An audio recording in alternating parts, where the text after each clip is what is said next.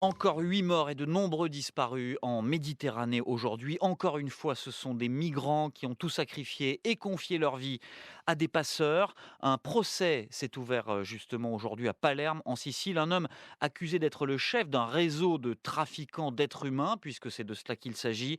La défense plaide l'erreur d'identité, Mathilde Imberti. L'avocat du jeune homme assure que son client n'a rien à voir avec le trafic d'êtres humains, qu'il n'a que 29 ans, pas 35 comme le trafiquant tant recherché, et qu'il n'a jamais mis les pieds en Libye. À l'appui de sa défense, les révélations de la presse britannique. Selon le quotidien The Guardian, le vrai trafiquant aurait envoyé des messages privés sur son compte Facebook. On pouvait y lire: ils ont fait une erreur, j'espère qu'il sera relâché, il n'a rien fait. Le jeune Érythréen, qui plaide son innocence au tribunal de Palerme, a été extradé en Italie en juin dernier est présenté comme le chef d'un des plus gros réseaux de passeurs. Il aurait organisé la traversée de la Méditerranée pour 13 000 migrants au moins et fait affréter notamment le bateau dont le naufrage en octobre 2013 au large de l'île de Lampedusa avait fait plus de 360 morts. Malgré les révélations du Guardian ce matin, le procès se poursuit et le temps de vérifier un point de procédure, l'entrée dans le vif des débats a été renvoyée au 28 novembre, lundi prochain. Mathilde Imberti, correspondante de France Info à Rome. Bonsoir Fabrice Risoli. Bonsoir. Merci d'être l'invité du 17-20 de France Info. Vous êtes docteur en sciences politiques à l'université Paris 1, auteur de Mafia de A à Z aux éditions Timbuktu et fondateur de l'association Crime Halt. Le procès dont on vient de parler montre bien qu'il est très difficile d'identifier ceux qui sont réellement derrière les réseaux de passeurs. Oui, vous avez raison. Le problème, c'est l'administration de la preuve. Dans le cas de contrebande de migrants, parce que je l'appelle ainsi, on pourrait revenir, il s'agit d'enquêtes longues, d'enquêtes transnationales. Or, les justices sont encore nationales. Il s'agit d'aller voir aussi sur les comptes en banque. Il s'agit aussi de ne pas pouvoir compter sur les victimes qui n'ont pas en général envie de parler et de dénoncer leurs passeurs. Et enfin, il faut souvent prendre en compte l'état de la justice qui manque souvent de moyens, préférant faire des affaires de trafic de drogue avec des saisies plutôt que des enquêtes complexes. Les passeurs, ils sont forcément dans les pays de départ ou ils peuvent être aussi à l'arrivée pour organiser ces trafics? Il y a de tout. D'abord, on parle souvent de trafic d'êtres humains, mais il faut faire attention à ce qu'on dit. Dans le trafic d'êtres humains, il y a la contrebande de migrants, c'est faire passer la frontière, et il y Oui. a la traite des êtres humains, c'est mettre les gens en esclavage. Dans la contrebande de migrants, vous pouvez avoir des passeurs à chaque frontière. Et le migrant doit payer à chaque frontière, frontière géographique, une rivière, un fleuve, une mer, une frontière État-nation, et parfois il va travailler dans le pays pour se refaire un nouveau pactole et à nouveau payer un passeur. Mais les passeurs ne sont pas forcément liés les uns aux autres de l'Irak jusqu'à la France. Vous avez des organisations internationales criminelles, voire des mafias, qui organisent le voyage clé en main, si je puis dire. C'est ce qu'on reproche à celui qui est aujourd'hui devant le tribunal de Palerme, Oui. même s'il y a peut-être confusion d'identité. Et là, ce sont des organisations criminelles un peu plus puissantes. Et vous avez enfin, évidemment, le business qu'on peut faire sur les migrants dans les centres d'accueil, c'est autre chose. Donc le crime organisé se cache en partie derrière cette contrebande de migrants, comme derrière beaucoup d'autres trafics existants, parce que ça rapporte, c'est ça l'idée? Oui, il y a un ratio que font chaque gangster entre le coût, enfin ce que ça rapporte plutôt, et le risque.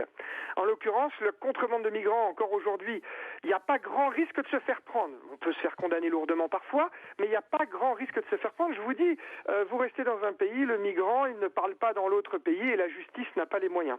Mais sincèrement, il faut quand même parfois un peu douter du fait que tous les migrants viennent par des passeurs ou viennent par des organisations criminelles. Les témoignages nous disent autre chose. Vous avez beaucoup de réseaux diasporiques qui organisent la migration.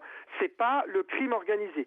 Le crime organisé, c'est en général celui qui fait aussi du trafic de stupéfiants et aussi qui peut être à l'arrivée pour réduire les gens en esclavage. Et le passage clandestin, évidemment, il coûte très cher hein, aux Oui. passagers, vous nous l'expliquiez tout à l'heure, donc ça rapporte énormément aux passeurs. Il va où cet argent ensuite? Alors, déjà, sur les chiffres, il y a une guerre parce qu'il y a très peu d'études. C'est quand même pas la priorité des universités de traiter ce phénomène, c'est bien dommage. D'après l'ONU, pour les passages Afrique-Europe, c'est 150 millions de dollars par an que ça rapporte aux organisations criminelles. Ah, Mais c'est vous énorme, voyez, oui. dans le monde, Organisation internationale des migrations, c'est 3 à 10 milliards. Mais vous voyez, entre 3 et 10 milliards, enfin bon, c'est quand même énorme, vous avez tout à fait raison. Je tiens à dire que rien que pour les États-Unis, il paraît que c'est 6 milliards pour rien que l'immigration entre le Mexique et les États-Unis. Voilà, c'est Et pour dire. donc, cet argent va où ensuite? Est-ce qu'on en a la moindre idée? Oui, alors quand même, il y a eu quelques enquêtes en Italie bien documentées qui montrent qu'il y a d'importants réseaux de blanchiment assez structurés avec une partie de l'argent qui revient dans le pays, si on prend l'exemple de l'organisation nigériane très organisée, qui revient dans le pays, et une partie qui est blanchie dans le pays d'arrivée du migrant, donc les communautés achètent des débits de boissons, pour les Albanais des boîtes de nuit, des commerces de bouches, de coiffeurs, etc.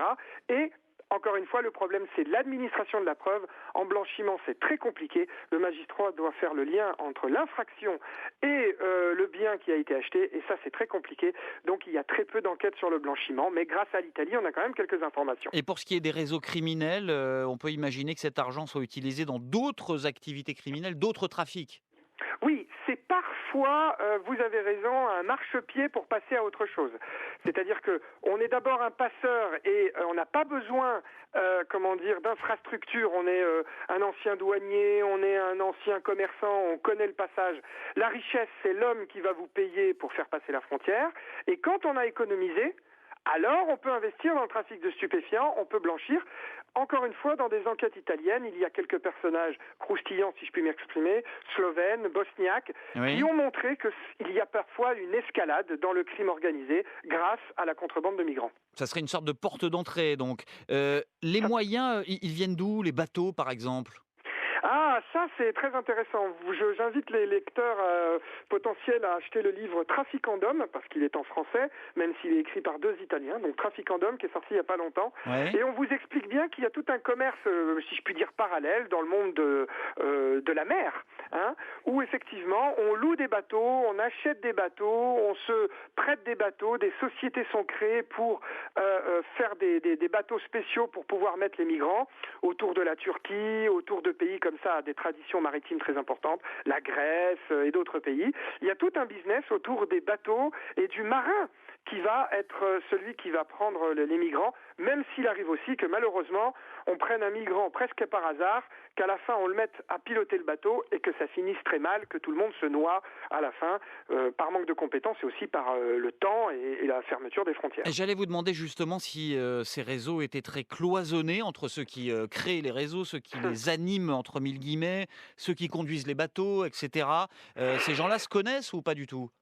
Non, on a pu lire dans certaines enquêtes et encore dans ce livre très intéressant le cloisonnement assez efficace entre le fait que celui qui va à la fin organiser, acheter le bateau, etc. ne connaît pas directement le commanditaire et des stratagèmes assez importants sont déployés pour que vous receviez les ordres quand vous allez dans une boutique à Istanbul, puis plus tard vous serez payé dans une autre boutique et jamais vous n'aurez vu votre commanditaire. C'est ce que démontrent les enquêtes et c'est assez passionnant quand on étudie le génie criminel, si je puis dire.